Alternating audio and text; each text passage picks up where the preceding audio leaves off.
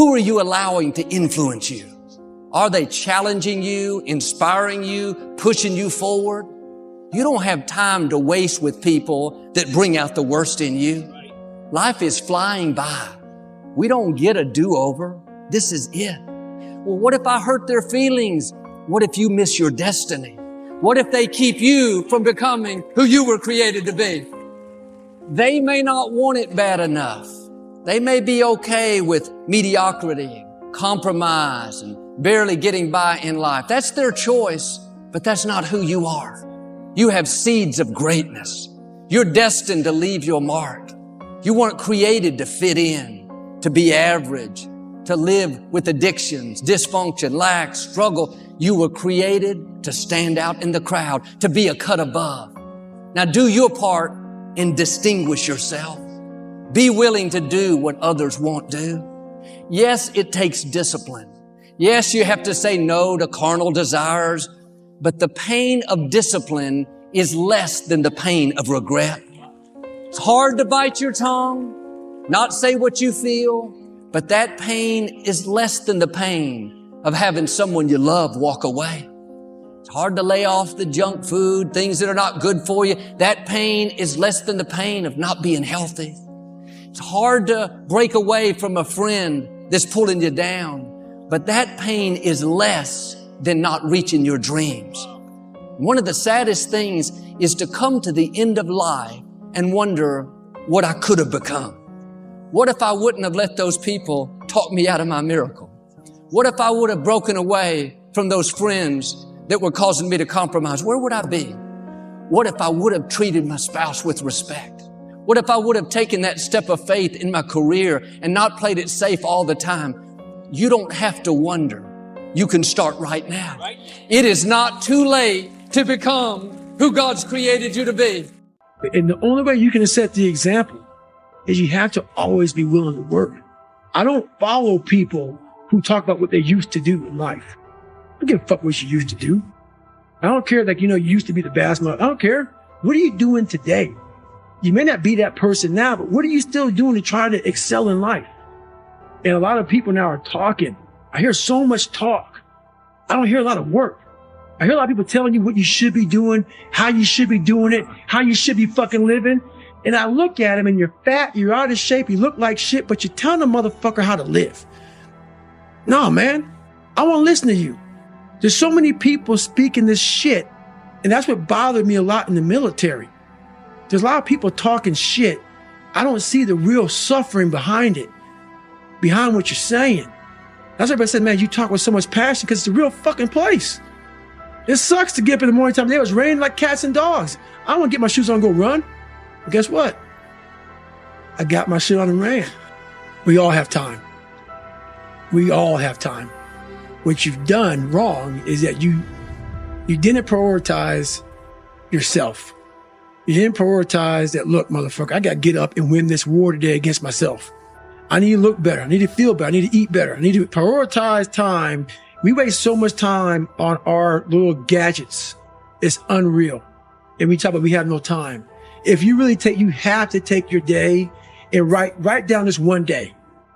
Everything you do, write that down. And you're like, my God, I am wasting so much time on frivolous bullshit. It's not even funny. I mean, if it doesn't infuriate you, it should. Because there's so much time. I can't get it in. Look at your schedule. You just wasted 7 hours today on bullshit. I mean, and you don't have an hour a day to try to get something in for yourself. I guarantee everybody can find an hour. It's fucking miserable. It is miserable. I mean, to get up every day or 5 days a week, whatever, when it's snowing, shiny, not shiny, not comfortable, and to go in the gym and work out when you don't want to go to the gym, it is not fun. You want it very fast. If you don't see results in the first 2 days or the first week, I'm done. That's the mentality of most people. The struggle is too real. We're not patient. We, like, in a world where you can Google the best restaurants around me right now, no one is patient. And for you to lose weight, for you to stop drinking, if you whatever the hell you're going through, it takes a lot of patience, a lot of time, and a lot of pitfalls, a lot of plateaus.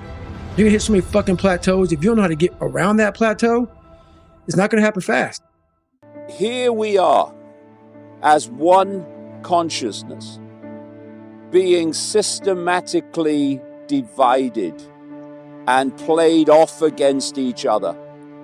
So we are in conflict and division, and a few hands on the strings of all sides can play us off against each other and therefore go on driving the human family into a Orwellian global dystopia. Up to this point, unchallenged, because we're too busy fighting ourselves. We're not supposed to know that we are all one, because the potential for people coming together in common cause is too great. Coming together in common cause to demand freedom. We are not looking at random events. What is happening now has not just come out of nowhere. It's been planned for enormous amounts of time. And through this process, everything has been put into place so that it can be played out now. As that which has been in the hidden all these decades, all these centuries, has now entered the room and put itself on public display. What is life? And what is the meaning of life? Does life even have a meaning? Life is consciousness, and it is learning to understand what this consciousness is, what it means, and also to understand where this consciousness lies, where it exists in the realm of things. People will say, well, it exists within your head, within your brain. But even as you say this, you know that the statement simply can't be true because it's just too big. All that thought and all that memory. Just stop and look inside yourself and truly perceive your thoughts just for a moment. It's so vast, this realm of space that lies within consciousness. It feels like a whole universe in there, doesn't it? And yet it lies within an intangible nothingness. And it feels like that, because that's exactly what it is. Nothing. Nothingness. But conscious. It's certainly something worth considering. And what is nothingness? Well, Alan Watts summed it up more than eloquently in a statement he made when he said that nothing is what your head looks like to your eyes, and that nothingness is what's watching. And I truly can't think of a better description. Nothingness and consciousness coexists in that space behind your eyes. You can't have something here without having that nothing there. So you need to be aware of that nothingness, the nothingness that lies behind your eyes, because it is within that nothingness that lies consciousness. And it's all connected.